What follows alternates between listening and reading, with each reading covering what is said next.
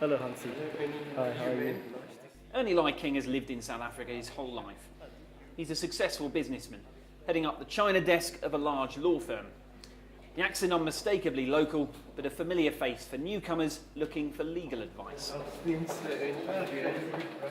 A beneficiary of China's growing presence here, his client list is rapidly expanding.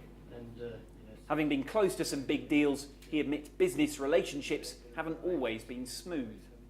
I think in the beginning, terrible misunderstandings happened. In one case, the Chinese investor linked up and gave 30% of their company to somebody they met at a conference. If you're going to give 30% of your company to somebody, you really kind of need to know who you get into bed with. And other stories, some of malpractice have, he believes, left a bad taste. But it's not as bad as it used to be.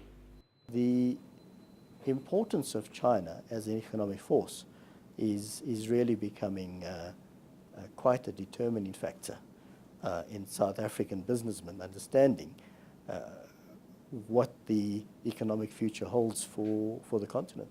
It's not all about money, though. One big challenge for Chinese people operating in this part of the world does still seem to be cultural. Now remember, it was Western countries that colonised the African continent, and so when its citizens come here, they might share the same language and like the same types of food. Chinese communities then can be seen as a little more insular, but that appears to be changing rather fast.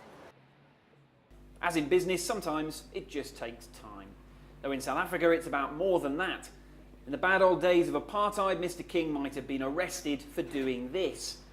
But in the non-racial South Africa, of course, no one batters an eyelid. The Chinese were regarded as coloureds. They weren't allowed to go to white schools. They weren't allowed to enjoy white amenities. So they couldn't stay in white areas. So yeah, we grew up with that racial prejudice. I certainly did. 2 generations on, his home is still Chinese. There's this piece that is a big favourite of mine. It's called the Three Kingdoms.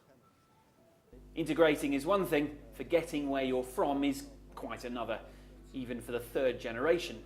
The children have a strong sense of their roots, of their Chinese roots, and very proud of it. I think that they'll retain them. Mr. King's friends are from all over, though he acknowledges that's a balance that can take a long time to find. Overseas Chinese community tend to stick together, as they've done throughout the world. And I think a lot of ethnic communities are like that. The South African-born Chinese, though, are not that insular.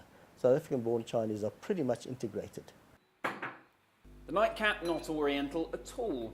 This is, of course, is my all-time favourite. Ernie Lai is a man who sees the best in both worlds. Guy Henderson, CCTV World Insight, Johannesburg, South Africa. Over in the Chinese whiskies.